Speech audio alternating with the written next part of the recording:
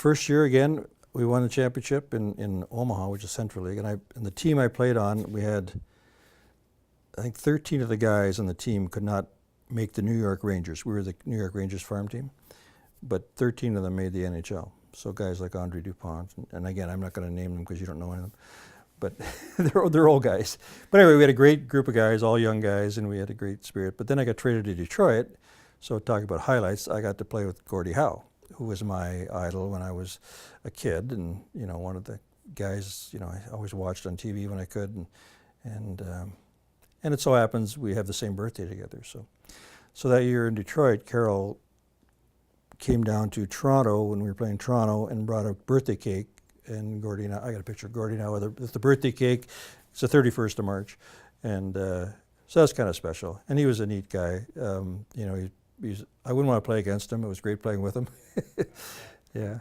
So that was kind of one of the really special things. Unfortunately, Detroit had a terrible team that year. I went from a first place team in Omaha to a last place team in the NHL, but got to play with Gordie Howe and Alex Slovecchio, and then the next year we were in Cincinnati and then on to New York, and it was great to be. My first full season was with the Islanders, and had a pretty decent year on another team that was at the bottom of the league. So,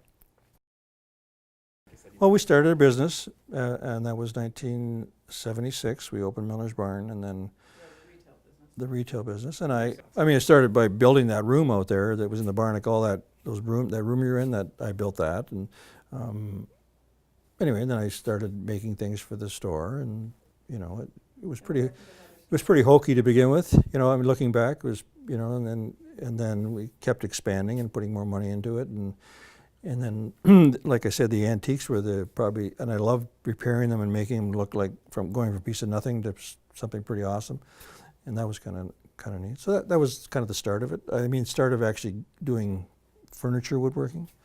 When I make furniture, I try to take the time to do it the way it was made. So the drawers will be hand dovetailed like this, and this will be, and you can only do that by hand. You can't do it with a router. Sometimes it's just making something out of special wood turns it from a piece of furniture to a piece of art, often. Mm-hmm. And now you see a lot of just beautiful pieces of the tops of tables, and they put a metal base underneath it, and it looks pretty great. Just because the wood's so spectacular. The cupboards, the Tom builds, compared to the cupboards that you buy, are often a lot deeper. The ones now are really shallow. So if you buy a new piece of furniture, this is my age, I always fold shirts and put them in the drawers, but if you did that today they're often too narrow and you can't get shirts in. 16 inches because everybody hangs their shirts up. Nobody folds them and puts them in the drawers, so that's just kind of interesting. Yeah. But a deep cupboard gives you a lot more space. Deep drawers, you can store way more stuff in the same footprint that you could with a narrower one. When we were at our busiest, when we had the two stores in the wholesale business and I was doing my woodworking, I had a lot of hats. So, I was the shipper and the bookkeeper and the fill-in guy for the store, and then I tried to get some work done in my shop. So I couldn't have a lot of clients, and Quality control.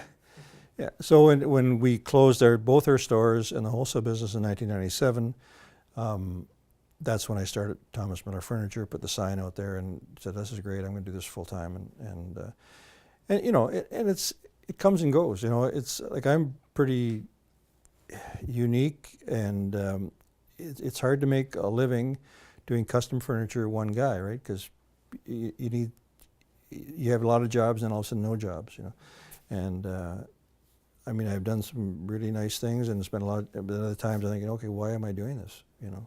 There's no money here. I'm not. You got to have continual work, right? It's like any job. Tables have been the biggest thing in the last, I don't know, 5 or 6 years, it seems like. Like I said, I've done some kitchens, some build-ins, and those are big projects for me because I'm a one-man band, and so they take a lot of time. But over the last number of years, tables have been the big thing. I have one customer down in south of Forest, and they came up. They have 6 kids, and their one daughter, not the oldest one, was getting married, and the idea was for me to build a kitchen table for them, which I did. I made it out of cherry. which by the way is this wood here in the floor and the stairways.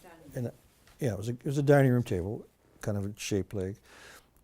So it was nice. So they came to get it, and the kids, you know, they got a couple older and a couple, three younger than this girl. And I said, well, if you like it, this is going to be great because there's going to be more business. So anyway, sure enough, about the next year, he calls and he says, well, my son's getting married, and we've got some oak in the. Would you use it? I said, absolutely. Let's use the oak off your farm or one of your farms.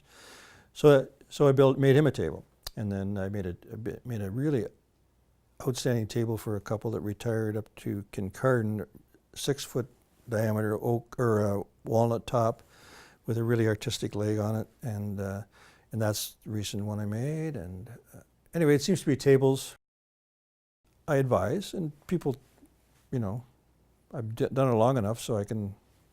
They kind of think I know what I'm talking about, so I just help them get through the process, you know. Yeah, and you know, there are different styles. I mean, basically most furniture is you're starting with a box, you know, so you're adding adornments to it, whether it be the foot or the top or the corners or the beading or whatever around it, just to add to it, to the style. Construction-wise, it's still you know, you got to make square corners, and so you build on that box idea.